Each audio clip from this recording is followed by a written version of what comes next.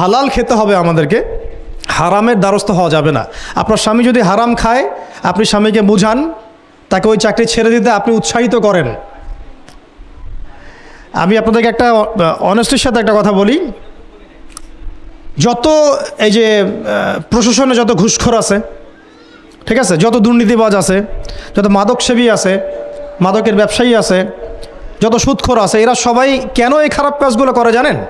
তার স্ত্রীকে ভালো রাখার জন্যে, তার মাকে ভালো রাখার জন্যে, তার সন্তানদেরকে ভালো রাখার জন্য। তাহলে স্ত্রী হিসেবে, সন্তান হিসেবে, মেয়ে হিসেবে আপনি বলবেন যে আমাদের এইসব ভালোর দরকার নাই আব্বু, হে আমার প্রিয় স্বামী, আমার এসব ভালোর দরকার নাই, হে আমার ছেলে, আমার এসব ভালোর দরকার নাই, তুই হালাল পথে থাক, ওইখানে তুই আমাকে ডাল ভাত খাওয়া, আমি খুশি আছি। এইভাবে আপনারা তাদেরকে মোটিভেট করেন, দেখবেন সমাজে হারাম কমে গেছে ইনশাআল্লাহ। আর হারাম খাওয়া এই ছেলে মেয়েগুলোও কিন্তু মানুষ হবে না।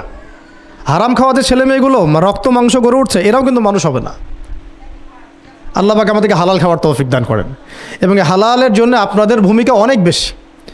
আমরা উত্তরবঙ্গ সহ দেশের বিভিন্ন জায়গায় সফর করে যেটা দেখেছি, যত সুদী এনজিও আছে না, এনজিওগুলোর মধ্যে মহিলাদের নামই বেশি, জানেন? মহিলাদের নাম বেশি সুদী এনজিওতে।